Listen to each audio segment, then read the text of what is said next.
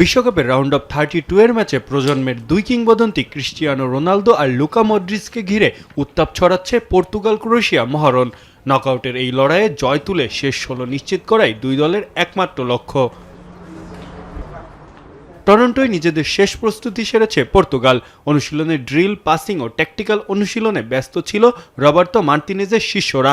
সম্ভাব্য 4-2-3-1 ছকে রোনালদোকে সামনে রেখে ব্রুনো ফার্নান্দেজ, জোয়াও ফেলিক্স ও পেদ্রো নেতোকে নিয়ে আক্রমণ সাজাতে পারেন কোচ।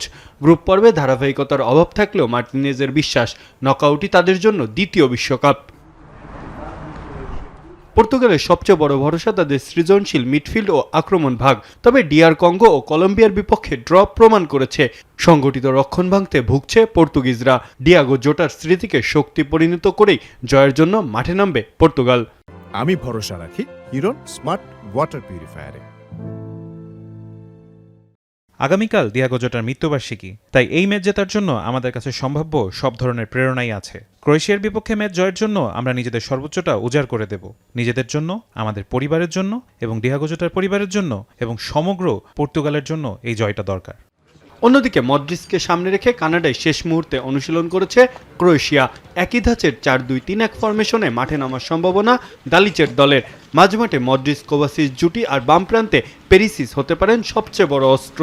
কোচ দালিচ মনে করেন ম্যাচের ভাগ্য নির্ধারণ হবে মাঝমাঠের লড়াইয়ে। শেষ 16 টিকিটের লড়াইয়ে দিনের আরেক ম্যাচে শুক্রবার সকাল 9টায় কানাডার ভ্যাঙ্কুভারে আলজেরিয়ার মুখোমুখি হবে সুইজারল্যান্ড। গ্রুপ বি চ্যাম্পিয়ন সুইসরা নামছে টানা চতুর্থবার নকআউট পর্ব পেরোনোর লক্ষ্য নিয়ে। অন্যদিকে 2014 সালের পর দ্বিতীয়বারের মতো শেষ 16 নিশ্চিত করতে চায় আলজেরিয়া। মাহফুজ আহমেদ, এখন।